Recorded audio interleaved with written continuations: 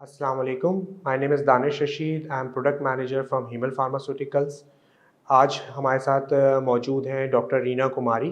Doctor Reena कुमारी consultant medical oncologist हैं Ziauddin hospital के अंदर। जैसा कि आप लोगों को पता है कि महीना जो है वो वर्ल्ड कैंसर डे का महीना है, तो उस सिलसिले में हम आज डॉक्टर रीना कुमारी से कुछ चंद सवालात करेंगे। अस्सलाम वालेकुम मैडम। वालेकुम सलाम। मैडम, मेरा आपसे पहला सवाल ये है कि लोगों को अब इतनी आगाही तो हो चुकी है कि कैंसर क्या है, लेकिन लोग ये सवालात अभी भी करते हैं कि कैंसर और एक नॉर्मल जो डिज़ीज़ होती है, बीमारी होती है, उन दोनों में कोई वाज़ेह सिम्पटम्स क्या होते हैं जो कि डिफ़रेंशिएट करते हैं कैंसर को एक आम बीमारी से? सबसे पहले तो मैं हिमल फार्मास्यूटिकल का शुक्रिया अदा करना चाहूँगी कि आप लोगों ने मुझे इस इम्पोर्टेंट टॉपिक पे बात करने के लिए इनवाइट किया। सबसे पहले हम बात करेंगे कि कैंसर क्या है। कैंसर देखिए, अल्लाह ताला ने हमारे बॉडी में एक मैकेनिज़्म बनाया। उस मैकेनिज़्म ये होता है कि हमारे डिफरेंट बॉडी के ऑर्गन्स में हमारे बॉडी के डिफरेंट हिस्सों में हमारे सेल्स बनते हैं, पैदा होते हैं, वो अपना काम करते हैं और फिर वो बॉडी से एलिमिनेट होते हैं। ये पूरा एक सिस्टम है। इस पूरे सिस्टम में कहीं में भी कुछ ऐसा कोई प्रॉब्लम आ जाए जिससे एबनॉर्मल सेल की ग्रोथ होना स्टार्ट हो जाए या उन सेल्स की डेथ ना हो, तो ये सेल एबनॉर्मली ग्रो करते रहते हैं और ये कैंसर की सूरत हाल इख्तियार कर लेते हैं। इनिशियल स्टेजेस में वो जहाँ से ग्रो करते हैं वहाँ पे आते हैं, वहाँ उस जगह के सिम्टम पैदा करते हैं, लंप की फॉर्म में आ सकते हैं। फिर वहाँ से ये डिफरेंट ब्लड के थ्रू या लिम्फेटिक सिस्टम के थ्रू पूरी बॉडी में जो है वो चले जा सकते हैं। ठीक है। और ये जिस्म के किसी भी हिस्से में हो सकते हैं? ये जिस्म के किसी भी हिस्से में हो सकता है। कैंसर जिस्म के किसी भी हिस्से में हो सकते हैं, लेकिन कुछ कैंसर्स ऐसे हैं जो ज़्यादा कॉमन हैं और कुछ ऐसे हैं जो कि कम कॉमन हैं। सही है। अच्छा, लोग कुछ इस तरह के भी सवालात कर रहे होते हैं कि भाई मुझे ही ये कैंसर क्यों हुआ? ना मैं स्मोकिंग करता हूँ, ना मैं कोई इस तरह की छालिया या इस तरह की चीज़ें करता हूँ। जो मेरा दोस्त है वो स्मोकिंग भी कर रहा है, वो कर रहा है, उसको नहीं हुआ और ये चीज़ मुझे हो गई। ऐसा क्यों है? बिल्कुल, ये बहुत वैलिड क्वेश्चन है और हर किसी जो जिसको भी कैंसर होता है और आप देखेंगे कि बहुत से ऐसे लोग हैं जिनके कोई रिस्क फैक्टर होते भी नहीं हैं। तो उनके ज़हन में सबसे पहले क्वेश्चन आता है कि मैं क्यों? मुझे क्या हुआ? मुझे क्यों हुआ? तो देखिए, हर इंसान की एक जेनेटिक ससेप्टेबिलिटी होती है। हर हर एक की जीन्स दूसरे से डिफरेंट है। तो ये जेनेटिक म्यूटेशंस अगर किसी इंसान में हो जाएँ तो उनमें रिस्क ससेप्टेबिलिटी ज़्यादा होती है। तो और जिनमें फैमिली हिस्ट्रीज़ हों उनको रिस्क जो है वो ज़्यादा होते हैं। अब एग्जांपल ले लें, जैसे कि स्मोकिंग की आप लेते हैं। हर इंसान जो स्मोक करता है उसको तो ज़रूरी नहीं है ना कैंसर हो जाए, एग्ज़ैक्टली। लेकिन जो स्मोकिंग करते हैं वो रिस्क पे होते हैं कि उनको कैंसर का रिस्क ज़्यादा होता है। तो उसकी वजह भी यही है, जो जो स्मोक करते हैं और अगर उनमें जेनेटिक ससेप्टेबिलिटी होगी तो उनको कैंसर होने के रिस्क ज़्यादा होते हैं। तो ये जीन से हमारे जो है वो डायरेक्टली कोरिलेट करते हैं। तो इसलिए किसी किसी में कैंसर्स हो सकते हैं, किसी में कैंसर्स नहीं हो सकते हैं। ठीक है। अच्छा, कुछ लोग अब थोड़ा बहुत इस बारे में तो जान गए कि कैंसर क्या चीज़ है, लेकिन वो ये थोड़ा-सा उनको डिफ़रेंशिएट करने में मुश्किल होता है कि अगर मुझे बुखार आता है या कुछ ऐसे सिम्पटम्स जो कि कैंसर को डिफ़रेंशिएट करे एक नॉर्मल बीमारी से, कि वो ऐसे सिम्पटम्स हो जो कि बिल्कुल मुझे लग जाए कि अब मुझे डॉक्टर के पास जाना ज़रूरी है, अलार्मिंग सिचुएशन है। इसीलिए तो हम कहते हैं कि कभी भी कोई भी हेल्थ का कोई प्रॉब्लम हो तो डॉक्टर को दिखा देना जो है वो ज़रूरी है। देखिए, कैंसर के सिम्पटम डिपेंड करते हैं कैंसर कौन से ऑर्गन से अराइज़ हो रहा है, कौन-सी जगह का कैंसर है। पहले तो ये उस पे डिपेंड करेगा और हर एक के सिम्पटम उससे डिफरेंशिएट करेंगे। ओवरऑल अगर देखिए, कैंसर के एक सिम्पटम में है वेट लॉस। एडवांस स्टेज में कुछ पेशेंट्स आते हैं वेट लॉस की, तो वेट लॉस को कभी भी इग्नोर नहीं करना चाहिए। ख़ासकर अगर किसी का पिछले 6 महीने में 10% से ज़्यादा जो है वो वेट लॉस हो जाए, तो वो एक सिग्निफिकेंट वेट लॉस है। उसके लिए वर्कअप करना ज़रूरी है। इसकी एग्ज़ाम्पल आप ले लें, अगर कोई इंसान 80 केजीज़ इसका वेट है और उसका 6 महीने में वज़न कम होके विदाउट कोई डाइटिंग नहीं की, कोई एक्सरसाइज़ कोई उन्होंने नहीं किया, 72 या 70 पे उनका वेट आ जाए, तो ये एक रिस्क फैक्टर या ये सिम्पटम हो सकता है कैंसर होने का। इसके अलावा फ़ीवर, अनडायग्नोज़ फ़ीवर, किसी किसी को भी 3 हफ़्ते या उससे ज़्यादा फ़ीवर हो जो कि आम रेमेडीज़ से, एंटीबायोटिक्स से और आम इलाज से बेहतर ना हो रहा हो, तो उसके एक डिफ़रेंशियल में हम कहते हैं कि कैंसर आ सकता है। उनको फिर वर्कअप ज़रूर करना चाहिए कि कोई अंडरलाइंग कोई कैंसर या मैलिग्नेंसी तो नहीं चल रही है। ये एक ओवरऑल मैं आपको बता रही हूँ। भूख का ना लगना, काफ़ी अरसे तक इस तरह से सिम्पटमों की भूख ना लगती हो, ये ज़्यादातर ये सिम्पटम्स ना एडवांस स्टेज में आते हैं। और अगर हम सिस्टम वाइज़ बात करें, फीमेल्स में बात करूँगी, जैसे ब्रेस्ट कैंसर है जो सबसे कॉमन है, तो वो ब्रेस्ट में कोई भी लंप का होना, वो कभी भी किसी फीमेल को अवॉइड नहीं करना चाहिए। मैं कई दफ़ा पहले भी बता चुकी हूँ, जो पेनलेस लम्प्स होते हैं वो ख़ासकर जो है उनको हेल्थ केयर प्रोवाइडर को ज़रूर दिखाना चाहिए। कोई भी कहीं किसी भी इलाके में रहते हैं, किसी भी डॉक्टर को एक दफ़ा मुआयना करवा लें, अपना टेस्ट करवा लें, ताकि वो जो है उनको डायग्नोस अर्ली स्टेज में हो सके। कराची पाकिस्तान में हेड एंड नेक के कैंसर्स बहुत कॉमन हैं, तो उसमें जो मोस्ट कॉमन सिम्पटम होता है वो मुंह में कोई छाला हो जाना। वो छाला जो कि 2 या 3 हफ्ते से ज़्यादा और हील ना हो रहा, उसको ज़रूर वर्कअप करवाने की ज़रूरत है। और वो भी बाज़ औक़ात पेनलेस होते हैं। तो वो छाला हो, उसको आप दिखा दें। कहीं बॉडी के किसी भी हिस्से में कोई जो है वो लंप हो, उसको जो है वो जल्दी से दिखा देना चाहिए। और देखें, अगर किसी के बाउल हैबिट्स या यूरिनरी हैबिट्स में कोई डिफरेंस आ जाए, जैसे कि जिनकी नॉर्मल बाउल हैबिट्स थी और कभी कभार उनको कॉन्स्टिपेशन रहता हो, कभी उनको जो है वो डायरिया रहता हो, तो इसलिए इसको कहते हैं कि फ़र्क आ जाए। या कभी खुदा न खास्ता जो है वो किसी ब्लड का आना किसी भी जगह से, यूरिनरी कोई सिम्टम आना मेल्स में, ज़्यादातर मेल्स में, क्योंकि हम ब्लड प्रोस्टेट की तरफ जाते हैं, वो कोई सिम्टम्स हो, तो इन सिम्टम्स को अगर ध्यान में रखा जाए तो फिर और उनको हेल्थ केयर प्रोवाइडर को दिखाना चाहिए। इससे कैंसर जो है वो अर्ली स्टेज में डायग्नोज होंगे। अच्छा मैडम, मुझे ये भी मालूम करना था कि मेल और फीमेल में आजकल जो करंटली जो कैंसर है वो सबसे ज़्यादा किन में ज़्यादा पाया जा रहा है, और कौन सा ऐसा कैंसर है जो प्रोमिनेंट है मेल्स में एंड फीमेल्स में? देखिए, टोटल अगर ओवरऑल हम ये कहते हैं कि पाकिस्तान में कैंसर रजिस्ट्री नहीं है, लेकिन जो एक रफ सा एस्टीमेट दिया जाता है वो पर ईयर 1,90,000 जो है वो केस रिपोर्ट हो रहे हैं। वी डोंट नो ना कि वो एक ट्रू नंबर है नहीं है, क्योंकि यही पेशेंट्स हैं जो एक जगह भी रिपोर्ट होते हैं और दूसरी जगह पे भी वो जाके खुद को रजिस्टर करवाते हैं। तो मेल और फीमेल में कहते हैं कि 52% जो है वो फीमेल में होते हैं, 48% जो है वो मेल्स में होते हैं। फीमेल में बात करें तो जो मोस्ट कॉमन फीमेल में कैंसर्स हैं वो ब्रेस्ट के कैंसर हैं। हम काफ़ी नंबर ऑफ़ केसेस देख रहे हैं ब्रेस्ट कैंसर के। फीमेल में सेकंड है गायनोकोलॉजिकल कैंसर्स, उसके बाद आंतों के कैंसर्स आ जाते हैं, फिर फेफड़ों के कैंसर आ जाते हैं, फिर ब्लड के कैंसर्स भी हैं। अगर मेल्स में हम बात करें, पाकिस्तान में लंग कैंसर से ज़्यादा हम हेड एंड नेक के कैंसर ज़्यादा देख रहे हैं। दूसरे नंबर में मैं कहूँगी कि हम लंग कैंसर्स को देख रहे हैं। फिर उसके बाद प्रोस्टेट के कैंसर हैं, आंतों के कैंसर, बल्कि जो है स्टमक और फूड पाइप के कैंसर्स भी बहुत कॉमन हैं। फिर जो है इसके अलावा फिर ब्लड कैंसर्स और दूसरे कैंसर्स आ जाते हैं। और इन सब की जगह अलग और हेपेटोसेलुलर कार्सिनोमा अलग है, लिवर कैंसर, HCC। उस HCC भी बहुत ज़्यादा है हमारे पास।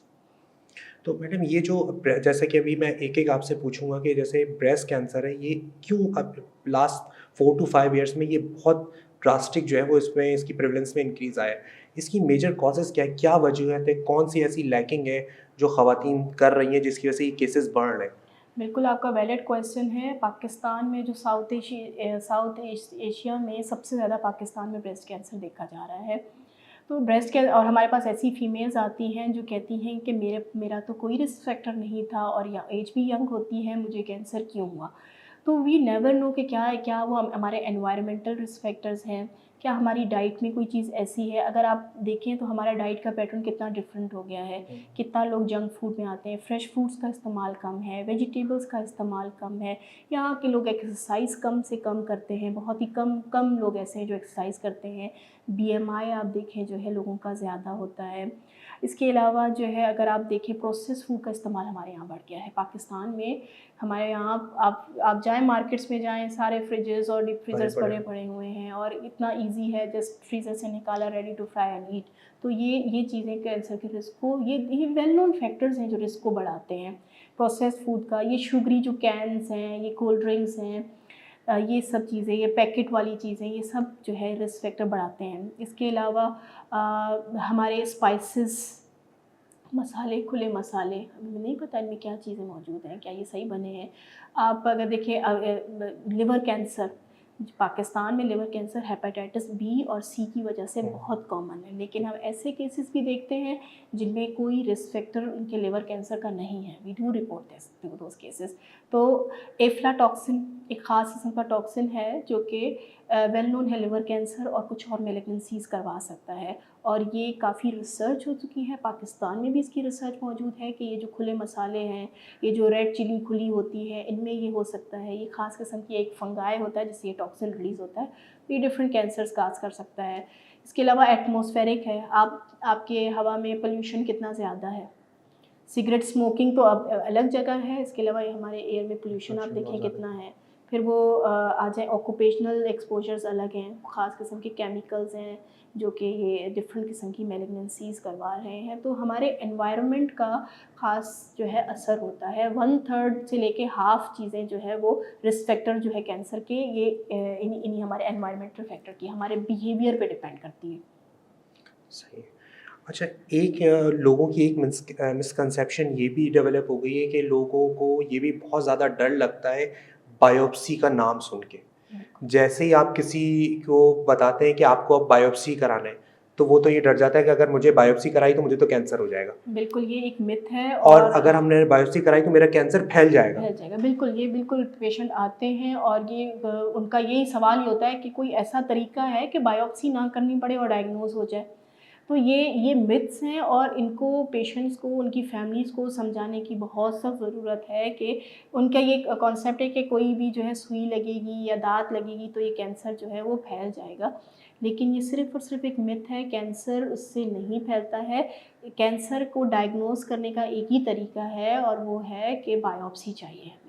जब इतने डिफरेंट टाइप ऑफ कैंसर होते हैं और जब तक हमें टाइप ऑफ कैंसर नहीं पता चलेगी तब तक उस कैंसर का इलाज करना नामुमकिन है। इलाज किया ही नहीं जा सकता। तो बायोप्सी करने से कैंसर नहीं फैलता, बल्कि बायोप्सी करने से ही डायग्नोसिस मुमकिन है। हाँ, फिर वो लोग रख के बैठ जाते हैं ये डर से कि बायोप्सी करेंगे, और एक डर, एक होता है, खौफ होता है कि डिनायल में होते हैं पेशेंट, फिर वो रख के बैठ जाते हैं और फिर किसी और तरफ जो है वो उनका रुझान चला जाता है।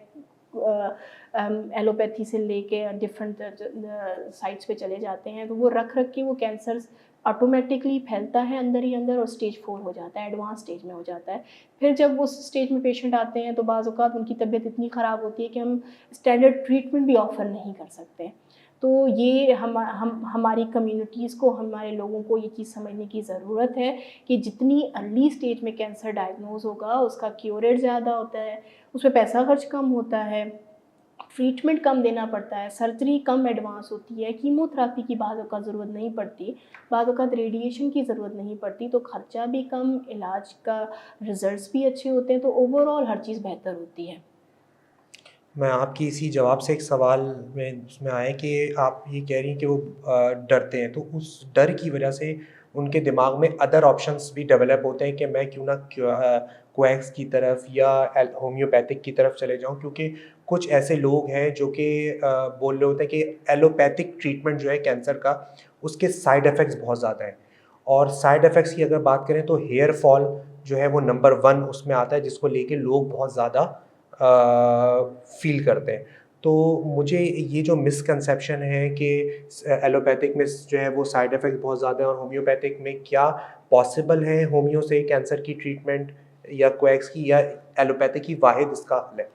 देखिए, कैंसर का ट्रीटमेंट तो एलोपैथी में ही मौजूद है और पेशेंट्स, बिल्कुल आप सही कह रहे हैं, कि क्वैक्स की तरफ चले जाते हैं और वो वहाँ पे वो इतना उनको यकीन दहानी के साथ कहते हैं कि मैं ये कर दूँगा और ये बिल्कुल जो है वो ठीक हो जाएगा, और पेशेंट को वो लेके बैठे होते हैं। और पेशेंट जब हमारे पास आता है तो वो एडवांस स्टेज में होके आ रहे होते हैं और वहाँ से ज़ाहिर बात है उनको रिजल्ट्स नहीं मिलते, और जस्ट क्वाइट कुछ टाइम के लिए वो सिम्टोमेटिक ट्रीटमेंट कोई देते हैं और पेशेंट उसमें अच्छा फील करता है। फिर उसके बाद ज़ाहिर बात है वो चीज़ बढ़ती है, अंदर अंदर बढ़ रही होती है और वो फिर फैल के ही आ जाती है। तो इसी क्यों, वजह ये है कि लोगों को कीमोथेरापीज़ या कैंसर की ट्रीटमेंट का बहुत ज़्यादा खौफ है।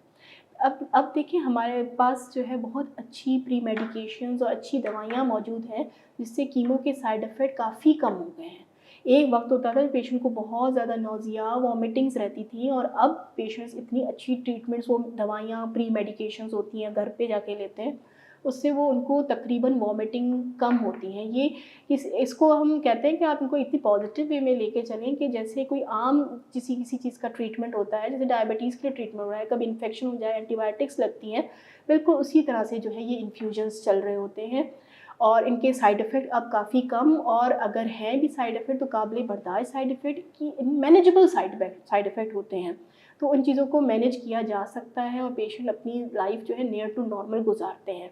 हाँ, जो वाक़ई सही है कि हेयर लॉस है और ख़ासकर फीमेल्स की काफ़ी दिल के करीब होती है ये चीज़, और हेयर लॉस के लिए वो बाकी सब कुछ करवाना चाहती हैं और वो कीमोथेरेपीज़ नहीं करवाना चाहती क्योंकि हेयर लॉस एक सिग्निफिकेंट साइड इफ़ेक्ट है।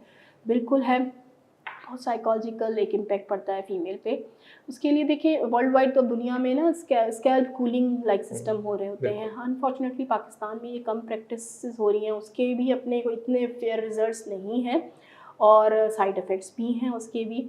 लेकिन बात देखिए the positive thing is that कि कीमो के बाद तकरीबन नियर टू 100% हेयर जो है वो वापस आ जाते हैं। अगर हम अर्ली स्टेजेस में बात ट्रीट कर रहे हों तो वो हेयर्स वापस आ जाते हैं और बहुत अच्छे आते हैं। वो एक ख़ास टाइम पीरियड होता है जहाँ पे उनको एक थोड़ा-सा खुद को जो है वो मज़बूत रखना पड़ता है। तो ये मैनेजेबल साइड इफ़ेक्ट में आता है। सिर्फ़ ये चीज़ याद करके कि ये जो ट्रीटमेंट है ये मुझे क्योर की तरफ लेके जाएगी और मेरी जान जो है वो इन बालों से ज़्यादा कीमती है। तो उसको पॉज़िटिव वे में लेके चलें तो ये ट्रीटमेंट जो है काबिल बर्दाश्त है। अब तो साइड इफ़ेक्ट भी कम हो गए हैं इनके। अच्छा। अच्छा, और भी कुछ कंसर्न्स लोगों के वो ये भी होते हैं कि वो कन्फ्यूज़ रहते हैं 3 चीज़ों के अंदर। एक कीमोथेरेपी, नंबर 2 सर्जरी, नंबर 3 जिसे हम लेमैन में कहते हैं शुआएँ। हुँ। तो अब अगर किसी को कैंसर डायग्नोस होता है तो डॉक्टर्स उनको डिफरेंट प्लान्स दे रहे होते हैं कि भाई आपको पहले कीमोथेरेपी होगा, तो वो कंफ्यूज होते हैं कि अगर मुझे कीमोथेरेपी हो गई तो फिर मैं रेडिएशन और सर्जरी क्यों कर रहे हैं? तो इस पे भी थोड़ा-सा आप देखिए हम अगर सॉलिड मैलिग्नेंसीज़ की बात करें, सॉलिड मैलिग्नेंसीज़ की जो ट्रीटमेंट में 3 से 4 चीज़ें बहुत इम्पोर्टेंट होती हैं। सर्जरी, कीमोथेरेपी और रेडिएशन थेरेपी। फिर ट्रीटमेंट डिपेंड करती है हम कौन से ऑर्गन की मैलिग्नेंसी को ट्रीट कर रहे हैं और पेशेंट की स्टेज क्या है, ठीक है? अगर एक ऑर्गन की हम बात करें तो हर एक पेशेंट में ट्रीटमेंट इंडिविजुअलाइज़ होती है। किसी पेशेंट में ऐसा होता है कि कीमोथेरेपी की ज़रूरत सर्जरी से पहले पड़ती है, किसी में सर्जरी की ज़रूरत पहले पड़ती है तो कीमो की ज़रूरत बाद में पड़ती है। कोई ऐसे मैलिग्नेंसीज़ हैं जिनमें रेडिएशन की ज़रूरत पड़ती है और ये किसी में ज़रूरत नहीं पड़ती है, तो ये एक इंडिविजुअलाइज़्ड ट्रीटमेंट है। लेकिन ओवरऑल अगर देखा जाए तो सॉलिड मैलिग्नेंसीज़ में ये 3 कंपोनेंट होते हैं। सर्जरी, कीमोथेरेपी, रेडिएशन थेरेपी और अब तो इम्यूनोथेरेपी कीमोथेरेपी भी है और टारगेट थेरेपीज़ भी ट्रिपल होती हैं। तो ये हर पेशेंट की डिज़ीज़ पे उनकी और कहाँ से ये कैंसर अराइज़ होता है, कौन-सा स्टेज है, कौन-सी टाइप है, ये उस बेसिस पे ट्रीटमेंट को इंडिविजुअलाइज़ किया जाता है। वी यूजुअली क्या करते हैं हम मल्टी डिसिप्लिनरी मीटिंग्स होती हैं जिसमें हर तरह के डॉक्टर्स मौजूद होते हैं जो कि मिल के एक पूरा एक प्लान बनाते हैं पेशेंट के लिए कि इस तरह से इसको ट्रीटमेंट दिया जाएगा।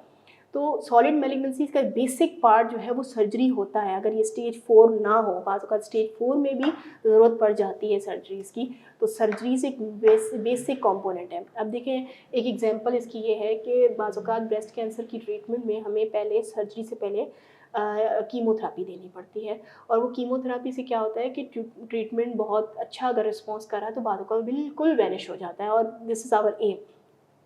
तो फिर भी हम शुरू में पेशेंट को समझा देते हैं कि चाहे ये ज़ीरो हो जाए, बिल्कुल ख़त्म हो जाए, आपको लगे कि अब तो कुछ भी नहीं है, तब भी सर्जरी ज़रूर होगी।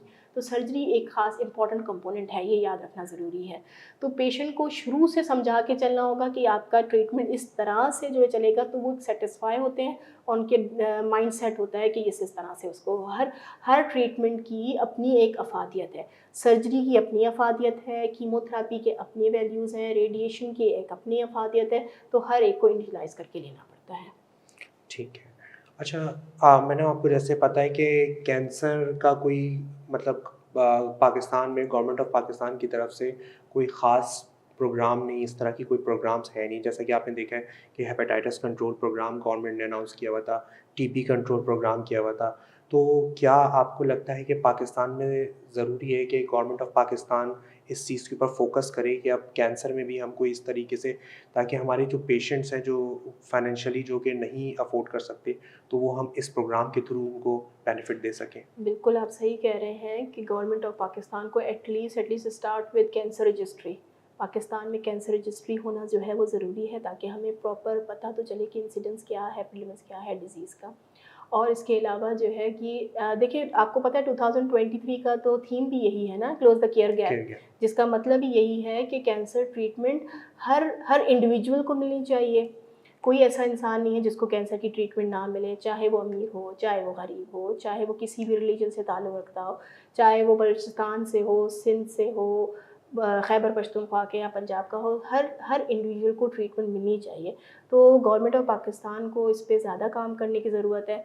हमें स्टार्ट से बात करनी चाहिए, हमें स्क्रीनिंग से लेना चाहिए, हमें हमें अपने बिहेवियरल को चेंज करना चाहिए, ताकि कैंसर के रिस्क को देखें। 1/3 से लेके हाफ से लेके 1/3 हमारे बिहेवियर की वजह से कैंसर हो चुके हैं।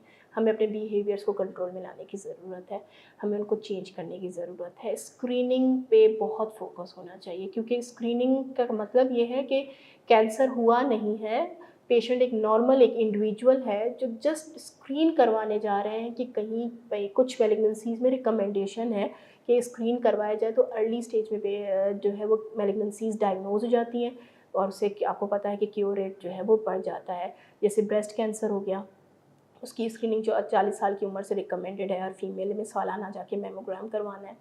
सर्वाइकल कैंसर फीमेल्स में है, जिनके बहुत ही इजी स्क्रीनिंग जो है ह्यूमन पेपिलोमा वायरस के लिए जो है वो मौजूद है पैप स्मीयर के थ्रू, वो आ गई। प्रोस्टेट कैंसर्स में रिकमेंडेशन है कि 50 साल की उम्र से जो है वो प्रोस्टेट के लिए जो है वो स्क्रीन करवा लें।